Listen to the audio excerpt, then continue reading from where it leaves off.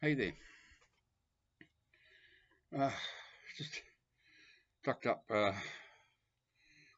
one of the two of the charity stores, and one of them, Salvation Army.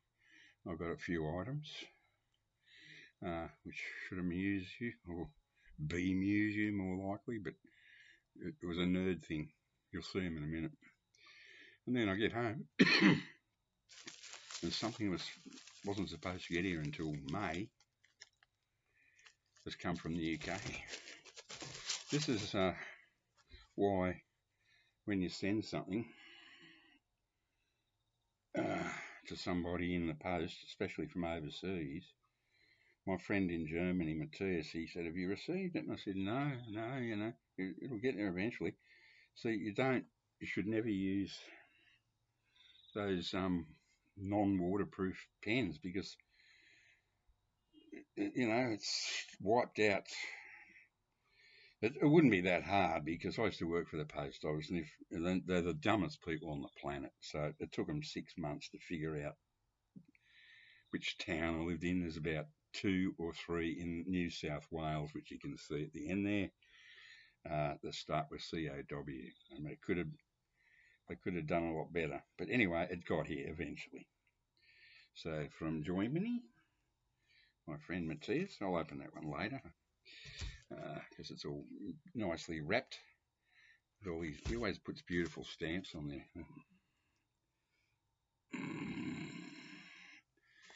Groovy, but finally got here. Um, so yeah, just down doing last minute shopping before everything closes down tomorrow for Good Friday.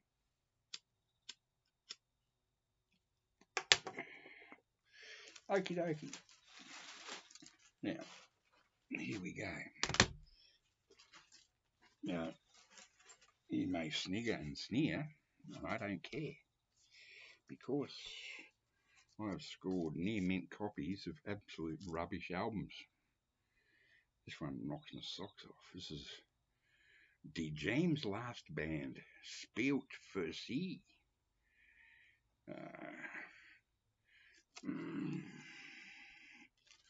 Yeah, Sax a Go-Go. Ein schmeichelnde Melodien. La Cucaracha by Blackbird. Can't wait to hear 500 Miles, a Clementine, Dandy. I hope it's the Hermes one. Can't wait to hear the sax and weave its magic all over those classic tunes.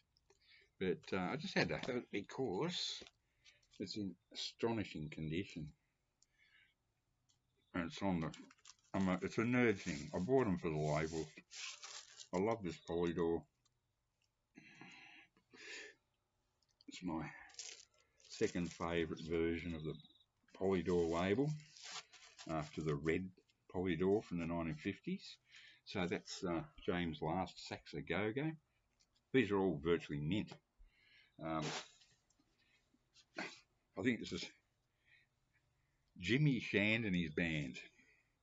Now, this is something that guy, if you ever watch Parlogram auctions, he talks about the history of Parlophone and how before the Beatles, it was basically just comedy records like the Goons, Peter Sellers, blah, blah, blah, and sort of crooners, whatever. But there seemed to be a preponderance of Scottish Highland dance music, and I bought one.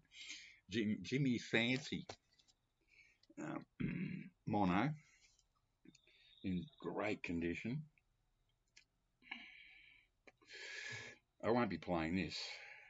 I think even worse than poker is recorded with the dancers of the Royal Scottish Dance Society. I will not be playing it, but I'll show you why I bought it, because it's got this is excellent double plus, practically mint. No spindleware. Whoever owned it never played it either. But look at this. This is the classic black and gold.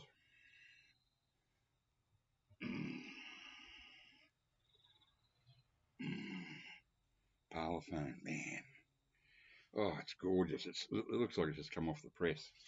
It won't be played. But I've always wanted one of these, just for the Beatles, Please Me, and I think the second one too, Meet the Beatles, whatever it was, the one after Please Me.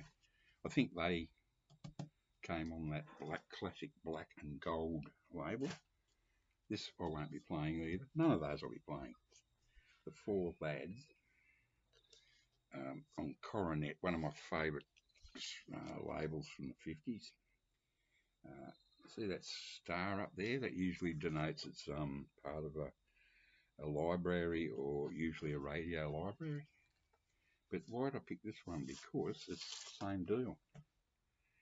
It's in beautiful nick, and I've always loved this. This reminds me of my childhood. There were so many records that my dad had in the 1950s on CBS Coronet. It's a bit glary out here today. These look a lot better than what they look like on there.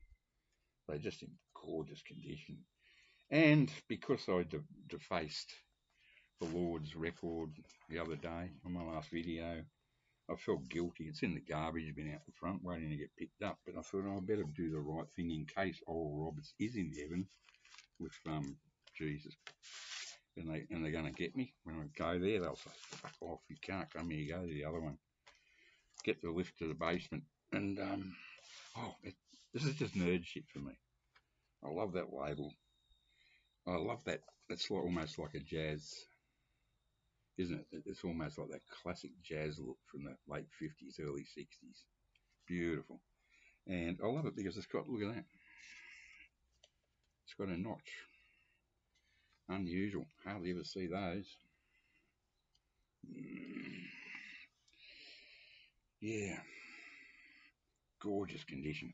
As I said, they're not for playing. They're simply for looking at the labels and the covers. $1 each. That's what I felt guilty because I got the God is a Good God album defaced in the garbage out the front. And I thought, oh shit, I'm a bit superstitious, you know. So I thought, I went to the salvos and I thought, it's like those Catholics when they commit mortal sins, all they got to do is go and pay the bloody priests some money. So I spent altogether $7. But then the salvos don't believe in paying off your sins, do they? So I'll just pretend I'm a Catholic, and so I'll go to heaven now because all's forgiven. And the other thing I got there, this will freak out anybody that's a real vinyl fetishist and has a hatred of CDs. This is like a double whammy for you bastards. Chandos Records Limited, 1990, Colchester, England.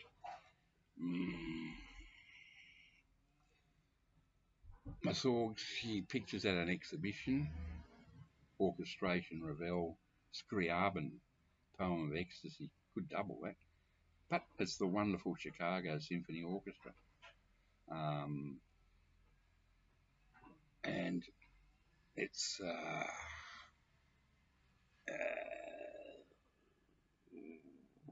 Neem Jarvi. I think he's Finland conductor. Yeah, so I'm looking forward to that. And guess what? It's triple D. It's full digital recording, digital everything. So that'll freak out you. Some of you. Now, this arrived when I got home. I've already shown that. That's from my friend. And then this was here. That's right, I've already shown it. This wasn't supposed to get it till May. So to compensate for that horrific, nightmarish stuff I've just shown you all, you're about to get a treat. So am I. I used to have this on CD, but when my mother passed away 14 years ago, I think now, 15 years ago, 14, I had to get rid of a lot of stuff, you know, from self, get rid of all the stuff in the house, and it was very depressing. And I was living there at the time because I was caring for my mum in the last year of her life, and I did some silly things. I was sort of depressed and grieving, and I had to move to a tiny little flat behind a factory with cold water flat that they charged a fortune for. Sydney's one of the most expensive cities in the world, but I had to do it. And I ditched a bunch of albums, which I regret, and a number of 45s and CDs. Now, normally I never ditch 45s, so I must have just been out of my mind in some way. I mean, I chucked out 12-inch church singles, Under the Milky Way and all those, like 12-inch ones. HP would freak out if he saw that, but I don't know what was going through my mind. It was just madness. And for some reason, I went to look for this one day years ago, and I can't find it. So somehow I, I threw this out. I love this. This is the it's sort of like, I think he re-record contains previously unreleased versions. Now I think these are the ones Glenn Danzig either re-recorded, or because I did have that album. Is it something, the Misfits Walk Among Us, I think it's called. That was a damn good album, and half the tracks on here come off that album. But I thought it was a bit the recording. I didn't like the quality, the sound of the recording, and I think these sound fantastic. And I think he re-recorded these, which caused a real kerfuffle amongst the group. But this to me is the perfect Misfits album. Every track's an absolute freaking ripper.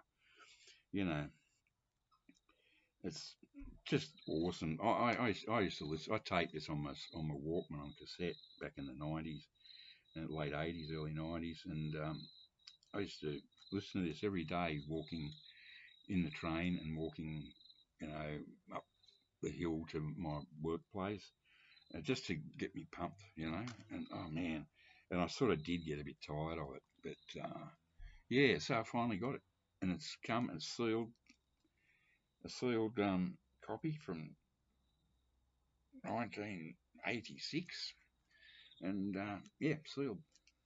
Love it. So happy. So hopefully that will put me back in the good books with some of yous peoples. Anyway, cooking target and happy Passover, and don't pass out at Passover, and don't get nailed up. Oh, anyway, see you later.